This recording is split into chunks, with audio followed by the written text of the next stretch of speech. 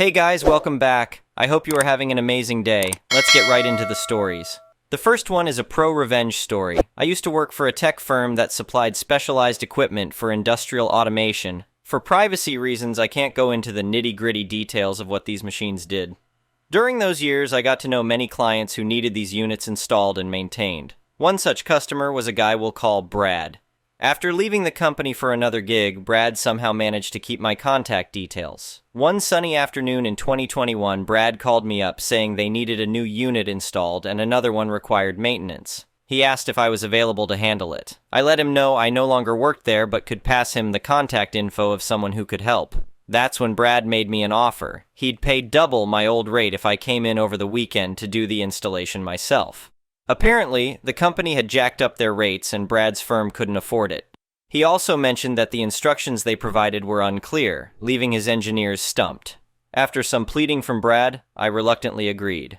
Some context. Installing one of these units can easily take half a day or more if you're working solo. The supplier offers two options. You can either pay for one of their engineers to come in and set it up, or you can save some cash and have them send you the instructions so your own team can handle the installation. However, those instructions are notorious for being convoluted, and it's company policy that if a customer starts the installation process, the supplier won't get involved since they can't verify if any parts were damaged. This detail becomes crucial later on. So I drove down that weekend, and Brad's crew showed me the boxes containing the new equipment. I got to work, making decent progress over the next 6 hours or so. That's when Brad came to greet me, apologizing that they didn't have the budget to pay me after all. He understood my frustration, but insisted his engineers could take over from there. Needless to say, I was fuming. I wanted payback. There's a small button inside the unit that switches it into test mode for maintenance purposes. But in test mode, it's impossible to configure the unit properly. The only way to access this button is with a specialized pin tool, so the installation guide never mentions it. There's no obvious way to tell if the unit is in test mode. It just won't work as intended. I think you can see where this is going. I discreetly pressed that button, gathered my things, and left without a word. Monday morning, Brad called, but I declined. I knew my former employer wouldn't intervene since I had already started the installation process. I also knew Brad's engineers would never figure out the issue. So, I decided to let him stew for a while.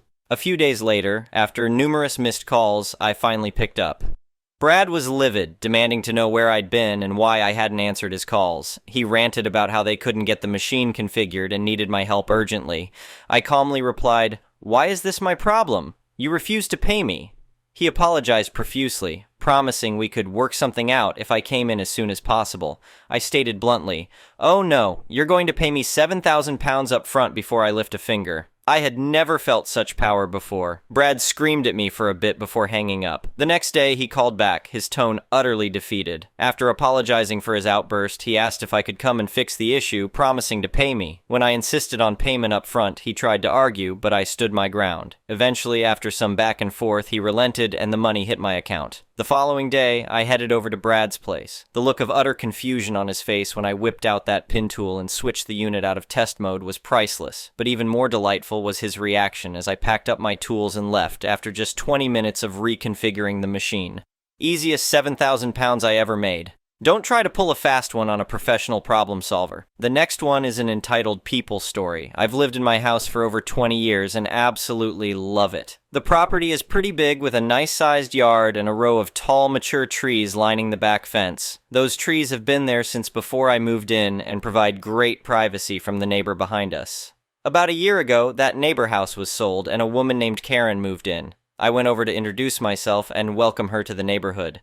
Things actually started out friendly enough, but it wasn't long before her true colors started to show. The first sign of trouble came when Karen started complaining about the trees. She claimed they were blocking her view of the park behind our properties and demanded I trim them back significantly. I politely declined since those weren't my trees to alter. Our properties were separated by a fence and the trees were clearly on my side. Karen kept pestering me about it, insisting that because they obscured part of her view, she had a right to make changes. No matter how many times I explained they weren't her trees, she refused to back down. Karen even had the audacity to tell me I was required to share my view with her since she was new to the area. I started avoiding her after that to prevent any more absurd arguments. Unfortunately, that didn't stop Karen from taking matters into her own hands. One morning I woke up to the sound of chainsaws and chopping. I looked out back to see Karen's landscapers cutting down my trees. I immediately ran outside in my pajamas, screaming at them to stop. The workers seemed confused, but Karen, who was overseeing it all, told them to ignore me and keep going. I attempted to intervene, but Karen got right in my face and shoved me backwards. She insisted this was her right and I could not interfere. I hurried back inside and called the police to report Karen's illegal tree removal. By the time they arrived, 4 of my large trees had been chopped down and removed. Several others were partially cut or damaged. The police took one look at the scene and immediately put a stop to the destruction. Karen threw a tantrum about how she was in the right, but the damage had been done. My once private yard was now completely exposed. You could see right through to the park where previously the view had been blocked by the trees. I obtained an estimate from an arborist for the value of the mature trees that Karen cut down.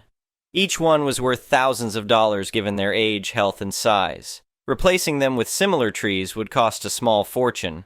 Armed with documentation of the damage, I took Karen to court for the illegal destruction of my property. She continued to argue it was her right since the trees obscured part of her view. Karen acted like she was completely justified and had done nothing wrong. Luckily, the judge was not sympathetic to her absurd entitlement. He ordered Karen to pay not only for the value of the destroyed trees, but also for the trauma she had caused. With property damage and emotional distress, the judgment against her was over $50,000. As we left the courthouse, Karen glared at me and threatened that this wasn't over. She vowed to make me pay for costing her so much money over a few pathetic trees. I told her that if she tried anything further, I'd have her thrown in jail. In the end, I used the settlement money to have new trees planted, restoring the previous privacy to my yard. Karen learned the hard way that she can't just destroy other people's property because it blocks her precious view. Her actions tried to bring me down, but I refused to bow to her intimidation. With the law on my side, justice was served. She's now stuck with the ugly stumps that remind her daily of what happens when you mess with the wrong neighbor.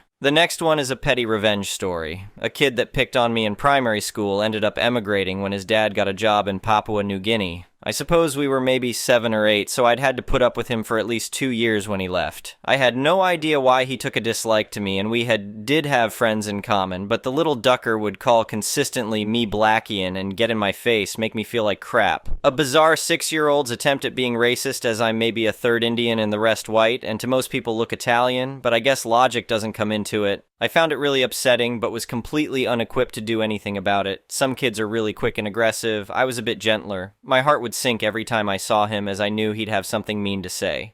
Happened to be that on his last day, he was sat on the coach seat in front of me and started sticking his hand down the side and through the gap between the coach seat, just to duck with me, flick my stuff about, etc. Knowing I wouldn't have to endure his bullcrap anymore, and instinctively knowing there would be no long-term consequences, I grabbed hold of his arm and twisted it hard for the duration of the coach journey, which was an hour long. Saw him later that day, looking sad and rubbing his sore arm. None of his friends wanted to get me or anything, because they were mostly my friends too. Most thought he had it coming. So, 0 consequences. Hope he had fond memories of his last day in an English school.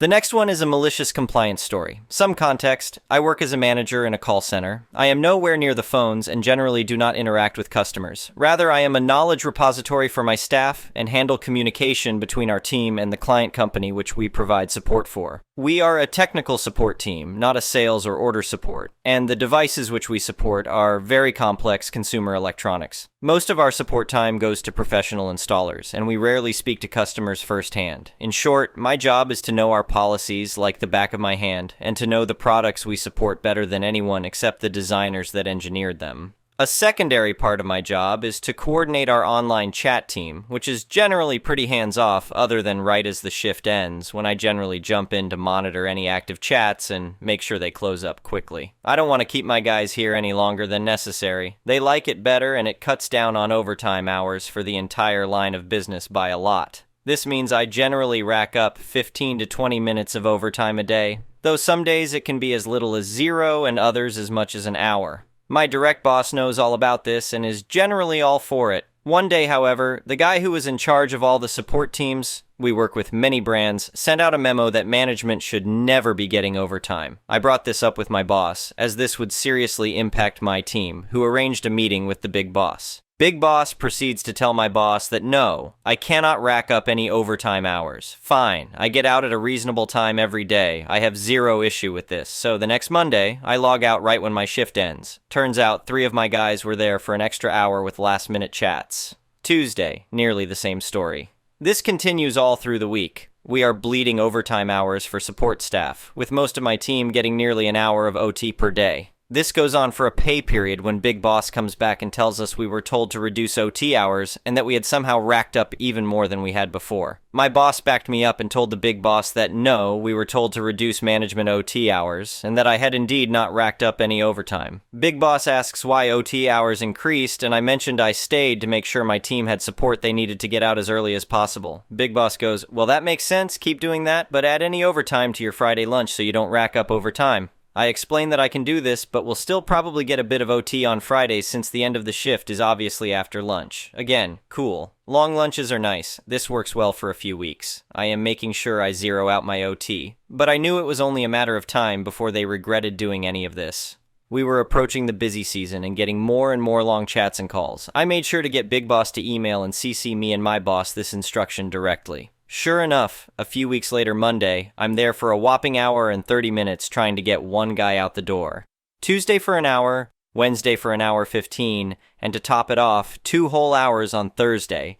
It was a terrible week for the last-minute chats. I tally up my makeup time for my lunch, 5 hours and 45 minutes, plus an hour for my normal lunch. I normally worked 4 hours, 1 hour lunch, then another 4 hours. So that Friday, I came in and explained the situation to my boss. He was cool with me working for only 2 hours and 15 minutes the whole day, because I was doing exactly what the Big Boss said to do. So an hour into my shift, I go on my 6-hour and 45-minute lunch. While I'm enjoying my most-of-day siesta, the entire line of business is burning down. Chat is so busy we have people waiting 30 minutes to speak with someone. Calls are so busy we have 15 calls waiting. On days like this, I normally jump in the queues, as I do not need to document every case like our Tier 1S have to, and I'm very good at my job. I can usually knock out a 15 to 20 minutes call for a Tier 1 in 5 minutes or less. I can easily handle 4-5 chats at one time, seriously taking a load off that team. Now I alone could not save this shift. No way. We were due for a hiring class and were working on onboarding new Tier 1S at the time, but man does it look bad to the client when one of your key players is absent all but 2 hours and 15 minutes of one of the busiest days ever for our LOB. I get back in, settle down at my desk right as the rush is clearing up. The damage was already done and we were manageable for the rest of the day. Right at the end of my shift, I look and notice that there is no one on a chat and no queue, so I immediately log out and thank my team for working hard that day. Then Monday comes. I get to meet with the client, Big Boss, and my boss for our weekly meeting. The client is furious about how on Friday one of our best assets was on a super long lunch break, and Big Boss puts me on the spot and asks why that was. My response was rehearsed. According to company policy established and agreed upon on date we met with the Big Boss, I am not to accrue overtime hours. Any hours over 8 worked within the work week must be made up during my lunch break on Fridays. Big Boss began denying it when my boss stepped in and was like, wait, I got an email about this. He pulls up the email Big Boss sent and shares it on screen in the meeting. Client is pissed, and the corporate rep begins ripping Big Boss a new one on the phone. After ripping into Big Boss, the corp rep speaks to me, telling me to accrue as many hours as needed to make sure my job is done, and that if my company wants to retain this line of business, Big Boss is not to interfere with my generally very successful management without consulting them and myself. Since then, Big Boss has continued to try to interfere and change how I run my line. However, every time so far, the corporate rep has had my back. They are extremely happy with my work and know I do a great job. Heck, they even pushed through a large raise for me when Big Boss was blocking my boss's attempts to get me more money. The next one is an entitled People's Story. I work overnights at a business, what kind is irrelevant, that has a customer-facing front desk. I'm mostly answering phones and dispatching my operations crew, so I rarely have to deal with actual customers overnights, but I do occasionally have people come in. Sometimes it's to ask questions. Sometimes it's to actually conduct business. Once in a while, the odd crackhead will come in to beg for change to try to sell a hot speaker box. Nothing too outlandish. We have a file at this front desk that has, among other things, a small stack of envelopes. Within these envelopes are checks. They are, for example, for vendors, customer refunds, things like that. Sometimes there's just the check in an envelope. Sometimes there's a form that the recipient needs to sign before handing over the check. Pretty standard stuff and not especially challenging. Naturally, I would ask for ID from anyone asking for one of these checks. I'm not going to just hand money over to some rando without verifying who they are. So, early this morning, 0430 or so, no crap, there I am, minding my business and scrolling Reddit. Into my lobby walks Andre the Giant's little brother. This guy was enormous, thick features, shaved head, and his footsteps likely registered on seismometers. In a very thick Eastern European accent, he says he has a check waiting. I ask him for ID. He shows me a photo of an ID on this phone. Without even looking closely at it, I said, "That's not gonna cut it. I need an actual ID, please." I couldn't catch a lot of what he was saying, but it sounded like he said that he'd just driven 30 miles to pick this check up. I figured he could email me the picture, which I could then print, and hopefully that would cover my ass. He showed me the phone again, and when I looked at the picture on the ID, it was of a skinny little dark-haired guy. "Who the hell is this?" I asked him. "This is my brother. He works now. I pick up check for him." I shook my head. "Sorry. I'm only giving this check to the person whose name is on the check, and only if they have a physical ID to show me. Tell him to come after work." He got frustrated with me and then handed me the phone again. "My brother, he talked to you." So I took the phone, and the person said that he was at work and that his brother happened to be passing by and that my manager had emailed him and he will forward the email to his brother as proof, so just give him the check. I said, "I thought he said he drove 30 miles just to get here." "Sorry, you have to pick up the check yourself and make sure you have your ID with you." This reject from the Herculoids took his phone back, said what I presume were bad words in his language, and finally left. I shrugged, left a note on the check for whoever actually had to deal with the recipient to verify ID, and went back to work. The next one is an entitled parent's story. My foster mom is the latter, and I just realized it. Partner told me that he had to run away to his mom while my foster mom was visiting because she was becoming very inappropriate.